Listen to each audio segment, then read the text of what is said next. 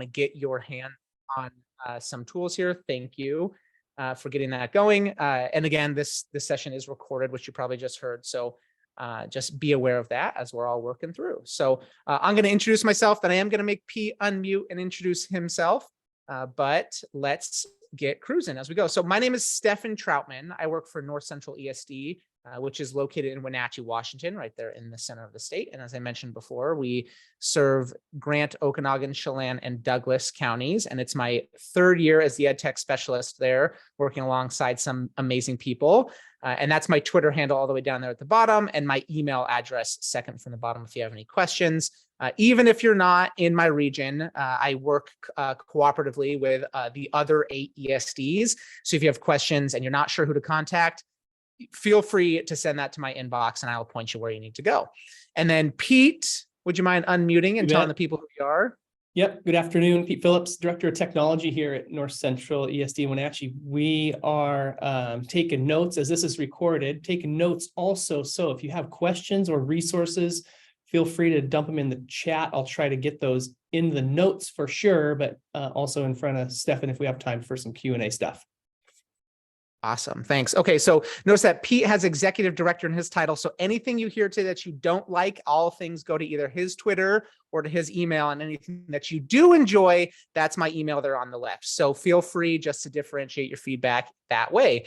As was mentioned in the main session there, we do have a Padlet for just your reflection pieces here. You're going to have a chance to go to at least two different breakout rooms here. And you can be dropping your ideas or questions or resources on there. I can't promise I'm going to get to them during the session just because we'll be going pretty quickly, but we will be consolidating those and providing follow-up and feedback. And there should be plenty of time for you to just be thinking about that and asking those questions. So Pete, if you wouldn't mind, could you grab that link and drop that in the chat there for me? And I'm just going to linger here for a second for those of you who want to grab the QR code with your phone or any other device that you might be using. All right, and I'll have that back up there a little bit. So in just a little bit or towards the end of our session here. So I just wanted to very quickly get everybody on the same page. This is my same spiel. If you've ever heard me talk about AI if our paths have crossed, I kind of do the same spiel because I think it's important for us to be on the same page. So without reading off of the screen, you can see those different definitions on there. I am a former classroom teacher, high school coach, high school tech coach, and now an ed tech specialist for North Central ESD. So I would never claim to be an AI expert, but my passion is pedagogy. And so when I see technology that can be blended with pedagogy, I get very, very, very excited. And so that's my role. And so when I heard, or when ChatGPT was released, you can imagine the excitement that went through our ed tech group, but it's important to be thinking and realizing that we've been interfacing with AI for a number of years. This is not something that's super new. This is just a game-changing technology that came out about this time last year, actually coming up on a year. So you have engaged with AI yourself, speech recognition, automatic translation, those types of things. And what we're really starting to play around here with is this machine learning, right? You have a sample set of data that gets to learn based off of, like, without explicit programmed instructions. So one of the ways that I have seen this done really, really well, or a good way to visualize this, is through a tool called Quick Draw, or Quick Draw with Google.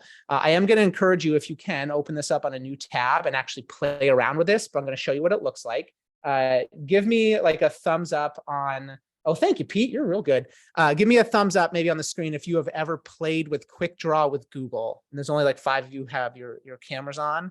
So we're going to say 0% of the audience, which is excellent. So we get to play around with you. We're going to go to quickdraw.withgoogle.com. So this is a super cool little tool. It is completely and totally free. It is blocked in some school districts because it's a little bit gamey. So just know that. But what this does, and this is always embarrassing, a little bit of a flip of a coin, because if it gives me something I can't draw, you all get to laugh at me. A seesaw. Oh, good grief. Okay. The first time I did this in front of a bunch of people, it gave me a clarinet. All right. Seesaw. So I'm going to draw like maybe like this. And then there's like, okay. So it got a seesaw that fast. Guess what that was? Guess what that was, right? Okay. We're going to draw a black cat. We go like this and like this and like this. Nyeh, nyeh, nyeh.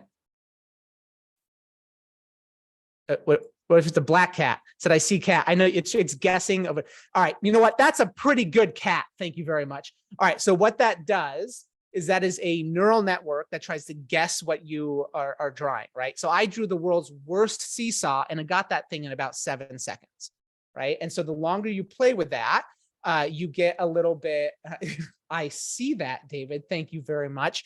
The longer you play with that, the more you'll tend to get this like, oh, how did it guess that? Right. And that's really the key of what we're trying to hone in on, is that how did it do that? My favorite science fiction quote is, any technology significantly advanced enough is akin to magic. I think it was Arthur C. Clarke. It's not magic, it's computer science, right? It's neural learning. And so what I really like about this is you can come to quickdrawwithgoogle.com and you can click, instead of going and playing the game, you can click on this yellow text here. And these are all of the different shapes or different things or prompts that you could be given, right? And so you can click on this. So like that's somebody drawing a lion or just a line. You couldn't just give me a line. Good grief, lightning, right? That's super cool because these are all things that people have drawn. But if I click on them, then I can see all of what I can see what I just did, right? Thousands and thousands, probably 110,089 pencil drawings here. These are people who have actually worked with Quick Draw with Google, and you can see all of the different submissions. And then if I hover over them, you can actually see the process in which they were drawn. This is an actual capture of the event when that person drew that. This is all just data. And so this isn't the machine seeing what I'm drawing and making a guess, it's comparing it to a very large data set. Right. And that at a very basic level is what machine learning is. It didn't program in a bunch of different types of pencils. It's learning from all of these different data sets, which is really important to know, because when we're talking about AI, and I'm about to give you a bunch of tools here, a handful of tools that we can play around with, it's important to be considering the ethics. And if you're interested in that, there is a breakout room on ethics. I'm going to give you just 1 minute, again, very, very fast, because we're a little bit short on time, 1 minute to read this prompt and then answer this question down here in the chat. Okay, so please read this prompt to yourself. And then in the chat, please answer, what is one problem that could arise from this scenario?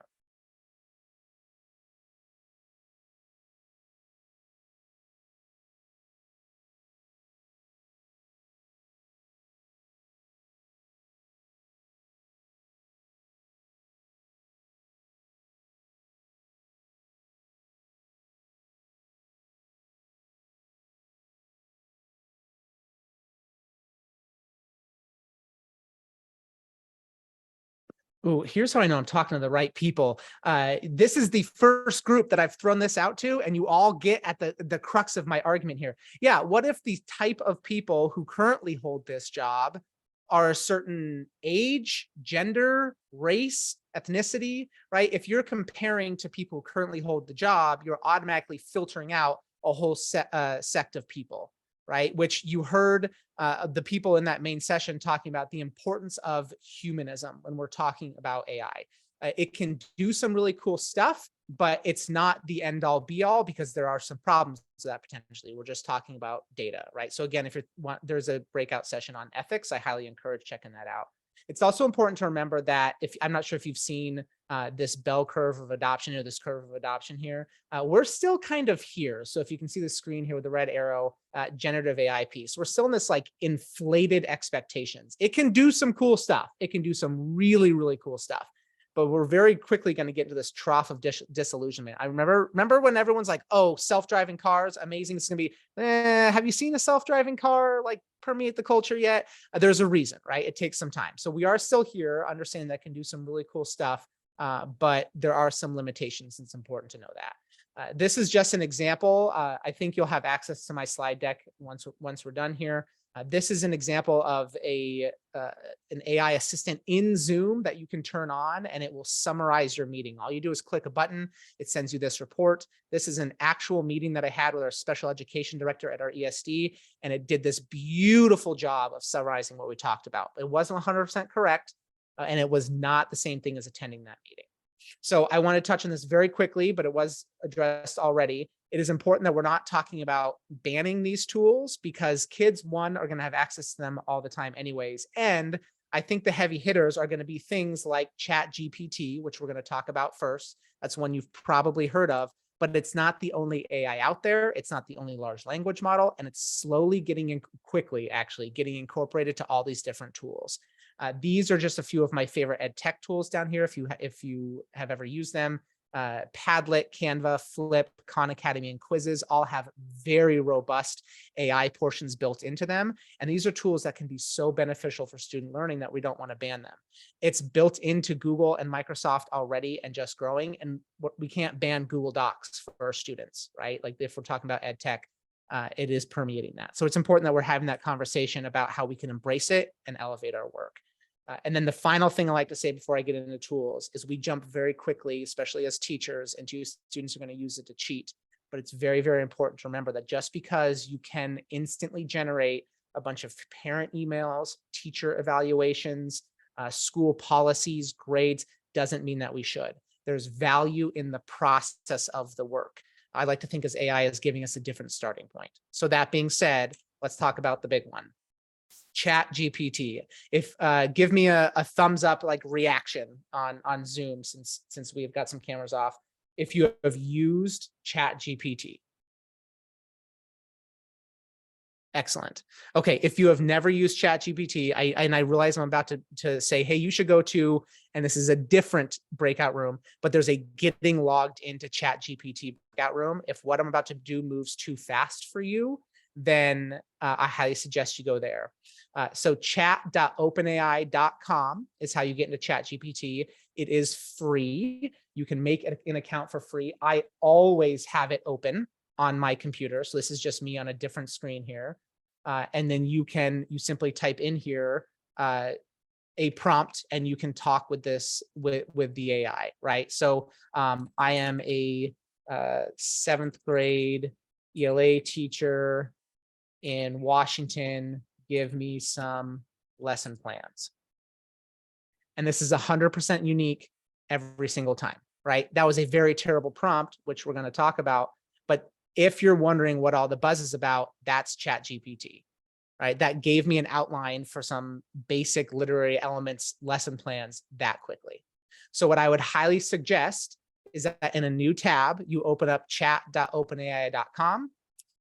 And you play around with that a little bit. And if you ignore me for the rest of the session because you get so sucked into that, super, super great. Go for it. Mute me, do your thing. I'll put my email back up at the very end. But what I want you asking yourself is, how can this be used to save you and your staff time? K-12 education is so tight on time based off the schedules and all the demands that are on educators. How can this be used to save you time? How can you be using ChatGPT to really dig into some things, to automate some of those things that are maybe a little bit, that take up more of your time than they should? Responding to parent emails is great. How can your office staff use this to create publications for your community? Can you be responding to board members, getting breakdowns of things for board members? I love that. Writing reports and evaluation summaries. Put in here, I am an administrator in such and such district. We use the Danielson framework, and you can paste in teacher observations to get an idea of what that might look like, right? What are some of the things that take up a lot of your time that if you had them done for you and you could review them instead, would free you up? One of the things, and again, this is going to be, we're going to, just because we lost about 5-10 minutes here, I'm going to put these in the chat here for you, but getting used to knowing how to prompt ChatGPT is very, very important.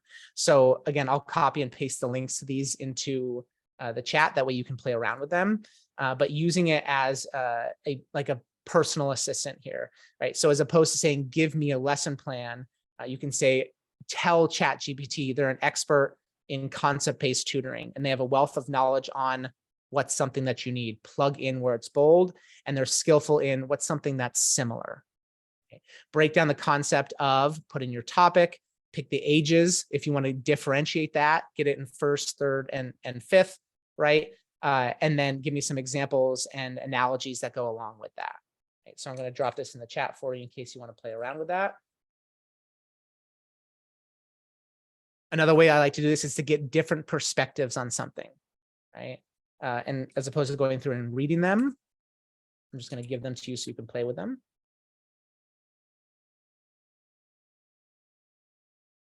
And then taking notes and breaking them down, summarizing them, thinking about them in a different way. Communication is so key in leadership. That can be super helpful as well. Oof, looking at the time. I'm going to throw a few more tools your way, just so that you know they exist. Hopefully I give you something you haven't heard of before if you've been playing around with ChatGPT or the world of AI tools. Chat PDF. This is it's free-ish. You can do up to 2 PDFs per day. I have hit my limit, and so I have a little workaround for you. If you need it, open an incognito window, if you know what that is, and then you can put in more PDFs there. But you take a PDF, you upload it to the PDF, it will read it, quote unquote, and then you can ask it questions and have a discussion around the information in that PDF. So just this morning, there was an executive order issued from the White House on safe, secure, and trustworthy AI. That was like this morning at like 8 a.m. Pacific Standard Time. And so I took that PDF, I dropped it into chat PDF, and now you can just play around with and ask it questions. It's a very long document, right? This one's 7 pages. It's pretty dense topical stuff, but you can ask it questions, ask it to summarize, and you can get some more information that way. So chat PDF is a super, super good one. Gamma.app will give you a way to automatically generate presentations based off of context. So that's gamma.app. Thank you, Pete. Get out of my head. Pete is putting these resources in the chat there for you, and they're all on that Padlet. Summarize.tech, you can take a YouTube video, drop it in there without watching the YouTube video. It'll give you a summary of what that YouTube video says. IEP Copilot, I didn't see her in the breakout room, but our special education director sent me this morning. I haven't had a chance to play around with it yet, but it does exactly what you think it does. So your special education teachers or your behaviorists or your BCBAs in your district, this will give them support in writing their IEPs. So you can see those different tools broken down there. See, the time is up for the breakout rooms. MagicSchool.ai, if you're looking for something to bring to your teachers. I work with a lot of small remote school districts. This has a ton of different tools for teachers, but my favorite thing here is Raina, the instructional coach chatbot. I know there's not a lot of support for teachers in some of those small areas, but that is a very, very powerful one as well. Then if you're wondering just what else is out there, there's an AI for that.com. That will give you a bunch of stuff. I'm sorry that was more rushed than I meant it to be. Thank you, David. I forgive you for making fun of my my artistic lack of ability. But I don't know what the other leaders are going to be doing, but I'm going to be starting my session around 12:05, just to give people a chance to go be a human, take a break. But I highly suggest you grab this Padlet. You drop any other resources in there. You ask any questions, especially specific follow-up. That way we can support you and we can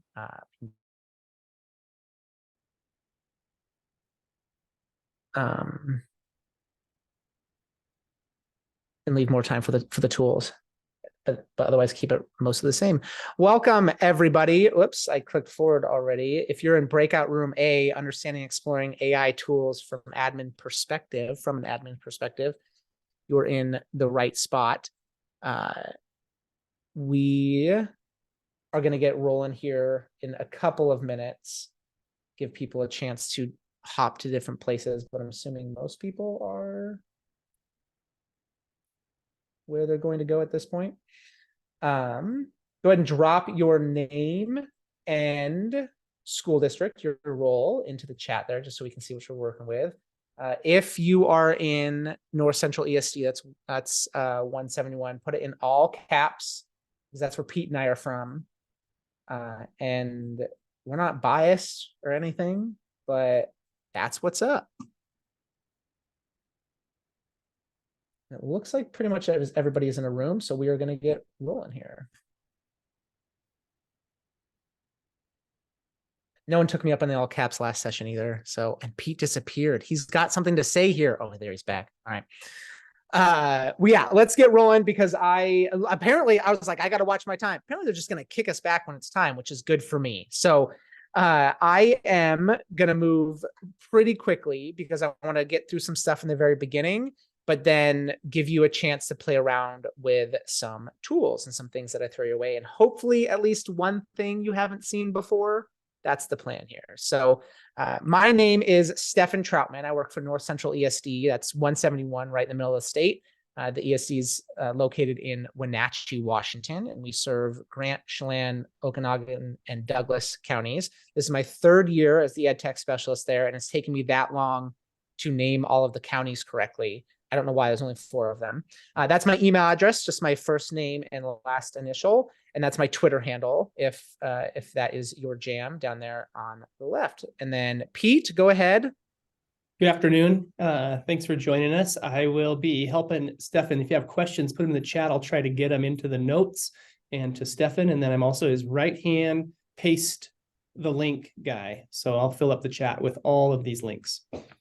And he did a great job. I didn't even, like I was going to tell him last time. He just, which makes me feel a little bit bad about what I'm about to do, but it's in here and I think it's funny. So anything you don't like, email Pete, please, or send him a DM on Twitter. That's Pete. But anything you're like, hey, that was super cool. That was all me. And I can do that because Pete's my boss. So it's punching up here. So bottom line there is any questions you have, any requests for follow-up, even if we're not specifically serving your region and the only thing you remember is like my email and manic pace, then feel free to email me because we'll get you where you need to go. I do work with the other 8 ESDs regularly and we meet really consistently. And so having that go between to get you what you need and who you need when you need it, that's kind of our job. That's what we do. So the Padlet was linked in the main session. This is the exact same one as you had in your first session.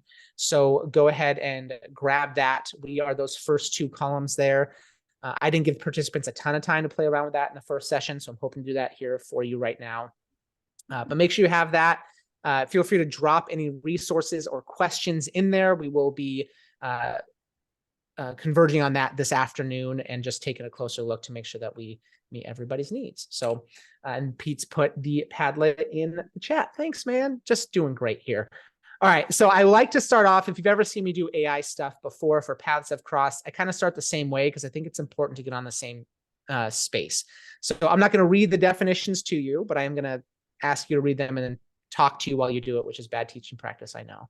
But we've been interacting with AI for a very long time, right? Things like the predictive text messaging or chatbots. Anybody ever try to get something returned to Amazon? You're not talking to a human being, which I'm sure you know, right? Those are all pretty rudimental forms of AI. And then our world as teachers was flipped upside down around December last year. So we're coming up on a year because there was this AI merged with machine learning. And I'm not going to pretend to be an expert on any of these things, but the very, very basics is that this large language model was fed a ton of information, and now you can interface with it like in a conversational style. So I'm of course referring to ChatGPT. It is not the only AI tool out there, but it is the one that has dominated most of the space.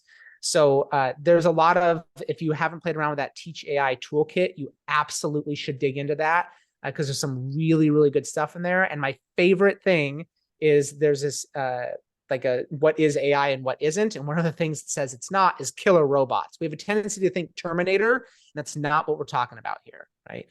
So it's just important to get on that same page, but it's also important to see what that looks like. So give me a thumbs up, either reaction or on camera, if you've ever messed with Quick Draw with Google.com. You've ever seen this, Quick Draw with Google.com. No? Good. Okay. So feel free to open this up in a new tab. It's just Quick Draw with Google.com. But this is a really good way to visualize what machine learning or neural networks do. So again, just Quick Draw with Google.com. If you're at a school district, it may or may not be blocked. It's really hit or miss there because it can be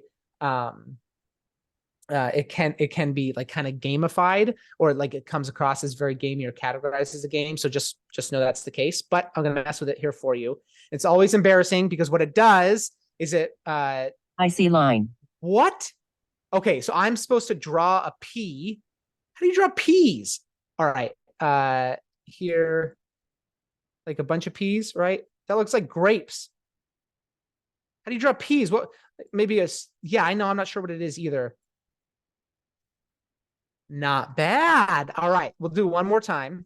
So what I'm doing is I'm drawing. Oh, shoot. I need to.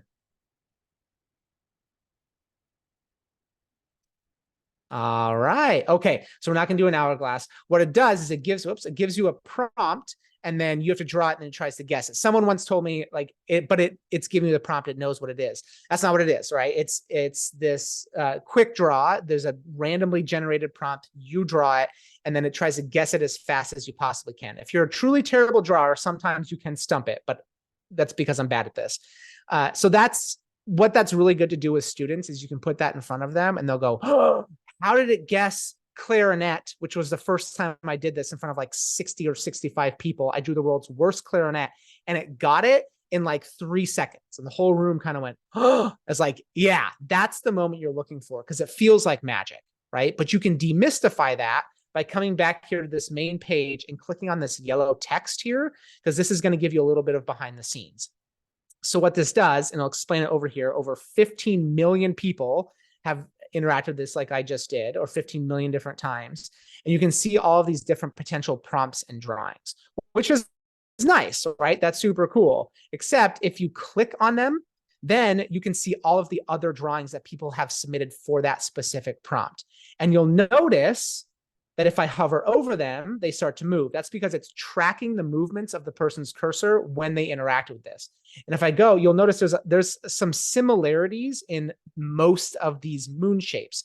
They're all a crescent with like the open portion pointing to the right. There's, I would say, the majority of them. And if I hover over them, all of these ones, they all start and they go left and then they curve around. Right. So my guess would be that if I drew moon, I could get about here and it would guess that it's a moon, not because it recognizes that I'm drawing a moon, but because all of the previous data it's been fed says that when someone draws a moon, they start here and they go here. So it's a safe guess to guess that they're going to draw a moon, right? Not magic. It's patterns, right? And that's a very low level, but it's important to understand that because, and if you didn't go to the ethics session, I highly suggest that you watch the recording of that because I don't talk about AI without talking about the importance of the ethics of AI. So I'm going to give you just a minute here, like literally 1 minute to read this prompt and respond to this prompt in the chat, please.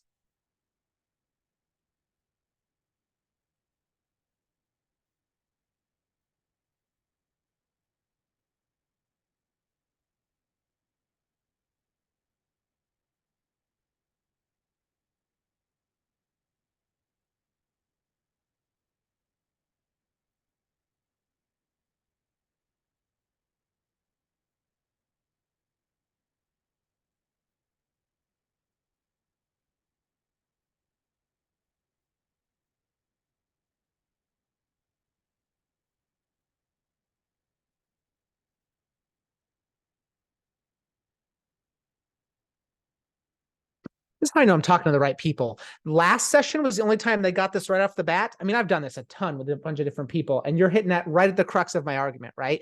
If you compare something, if you're looking for something that you already have, how are you supposed to get any kind of diversity, right? What if all of the people who currently hold that job are middle-aged white men, right? You're going to take out this entire section of people that could potentially be qualified for the job because your AI is only as good as the data that it's fed. Right? So what if there's bias in the AI? How are we using it? When are we using it? Right? That's a very hyperbolic, extreme example, but it's something we need to be thinking about. I wish I had put this right here because it makes more sense to go right there. So we'll go back a little bit. But this is something I tell teachers and administrators and anybody in education as soon as I'm talking about AI. We were very quick. I'm a former 7th grade English teacher. We were very quick to jump to students going to use this to write their essays. And they will. If we, no, they will. There's nothing we can do about that. Just like they use calculators when they weren't supposed to, right? You could plug in a prompt to an essay and it will spit out something wholly original every single time in the voice of a 7th grade English student. And no matter what anyone tells you, there's no AI detector out there that can truly 100% spot that that was generated by AI. And it's come out that those AI spotters, like identifiers, are actually inherently biased against our English learners, right? Because of what it looks for. And so there's a big problem with that, right? So we were very quick to jump to students who are going to use this to cheat. But I think that same magnifying glass needs to be turned on to us. Just because we can generate multiple choice questions, parent emails, teacher evaluations, doesn't mean that we should all the time. It can save us a ton of time, but there is so much power in the process of what we do.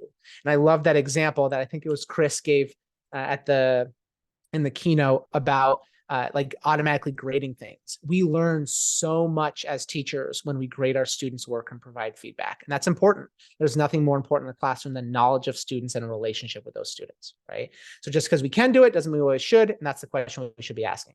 So it's also important to remember, I'm not sure if you've seen this curve of adoption here, but this is generative AI, right? Right here. We're still on this upshot here of like, this is so cool. We're very quickly going to hit, like if you plug in a lesson plan, you're going to notice that it doesn't spit out the most inspired lesson plan on the planet, which to me is very exciting because it's a new starting point, but it's never going to replace a good teacher. And it does do some cool stuff. This is an AI summary in Zoom. So you just hit the button and it will automatically summarize everything you've been saying, which is super cool, but is not a replacement for that meeting. And so it's really important as we move into some tools here that we're thinking not banning this, not just because it can do great things for our kids or because that it's a huge equity gap closer, and it is, but it's not just ChatGPT. This is very quickly being integrated into everything, right? So it's on students' phones, it's in their UIs, it's in my favorite ed tech tools. I just grabbed 5 of my favorites: Padlet, Canva, Flip, Khan Academy, and Quizzes. All have very robust AI features built into them, and Google and Microsoft themselves are building it in there. Bing has ChatGPT built in, and Google has Bard built into their search. It's not that it's not killer robots, but it's also not something that we can avoid. So let's start talking about it. ChatGPT, I think I asked you how many of you have used ChatGPT. If you never have, again, I highly recommend you watch the recording of getting logged into ChatGPT. I recommend you do this right now. Open up a new tab, go to chat.openai.com and create an account. And if I just lost you, if you're like, all right, I'm going to do that, I'm not going to pay attention to anything this clown says for the next 15 minutes, no problem. That's great. Go explore, but make sure you get my email address before you leave. Right? Make sure you get the email address of the ESD ed tech person in your region. Make sure you have someone else to reach out to for follow-up support because it's a very, very powerful tool. But the most important thing to do is play with it first. So chat.openai.com. I'm going to change my tab here real quick to show you a few things if you are a ChatGPT user. I've been telling people we should be telling every PLC you're a +1. It's us 3 English teachers and ChatGPT every time. Right? There's no reason to not have it open. If you haven't come down here, this is not a new feature, but relatively, this used to be exclusive to the paid version of ChatGPT. If you come down here and you click on these 3 dots next to your name once you're logged in, you can go to custom instructions, and then you can ask it to give you its responses in a certain mode. So notice I turn this off because I don't actually really like it, but I've seen a lot of people get a lot of success from this.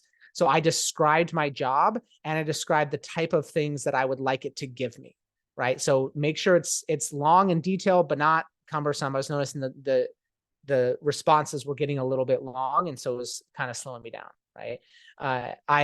If it responds with an opinion skewed towards seeing the power and potential of integrating technology in classrooms. So like, don't give me an opinion, but if there's going to be something in there, make sure it's like, how can I do my job productively? You can turn that on and off. So that's down here underneath those 3 dots, and that's custom instructions, right? So I highly recommend you play around with that if you haven't already. And then a super important skill to be playing around with ChatGPT is how can you personalize those prompts? How can you get very specific with prompts in ChatGPT to give it what you want and use it specifically? So my favorite thing to do, very simple, is just say, you are an expert in blank, right? Act like a blank. This is what I'm working with. Ask me 10 questions to deepen my understanding. Right? So Pete, so fast, so great. Pete just put in the 3 prompts here. They should be labeled. So prompt A, I'll change these up here so they're more specific. So prompt A will give you personalized assistance, and you just plug in, you can copy that, drop it right into ChatGPT, and change those bolded portions to whatever is relevant to your job, giving you alternative perspectives on a certain issue, or rethinking your notes, which can be super, super powerful. So be thinking about how you can use ChatGPT to save you time. Are you an administrator and you're providing feedback on an observation for teachers? You're an expert in the Danielson framework. You're an expert in the Marzano framework. These are my notes from a teacher. Give me feedback, and the teacher's goals are on student learning goals, blah, blah, blah, blah, blah, right? If you plug in the information and you copy and paste your stuff in, it will spit stuff out for you. Again, it's then important not to just take that and give that to the teacher, but read it, right? Is this something that you agree with? What do you want to change? What do you want to adapt? But think about how much time that could save. I think they said 120. I'm assuming they're going to give us a little bit more time. So I'm going to throw some more tools at you pretty fast and furious. Chat PDF. It's just chatpdf.com. You take a PDF of any kind, you upload it in there. It looks like this. I lost it. It looks like that's fine. We'll find it somewhere else. If you just go to chatpdf.com and you click and drag a PDF in here, I had it pulled up somewhere else because I've hit my daily limit. So you can do two. Oh, what's up? So you can just, I don't know why it let me do this, but you can just drop a PDF in here. It then reads the PDF, and then you can ask it questions.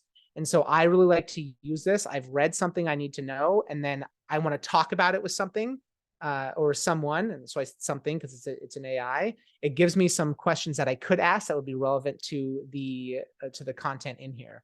So just this morning at 8 a.m., the White House issued an executive order on artificial intelligence. I read it. I dropped it in here. Now I'm going to ask questions about it to talk about it. Think about how powerful that could be with students or with any sort of research with teachers. Will it translate the PDF for me to a different language? That's a great question. I'll play with it. Love that. Please, please, please, please. Because that's one of my purposes with all of this, is getting some things and documents translated. And if it can do a PDF, that would save a lot of time. My gut says no, because nothing's ever that easy, but I would love to know the answer. So I'm going to check into it. Thank you. Great question. Thank you. Gamma, if you're creating presentations, gamma.app, give it some context and it'll spit out a presentation for you. Super powerful. Summarize.tech, take any YouTube video and the free version. It looks like they've just changed it. We'll summarize the first 5 minutes of that YouTube video for you, but very, very powerful. I'm not sure how many productive YouTube videos you're watching, but that can be super powerful. IEP Copilot, the potential for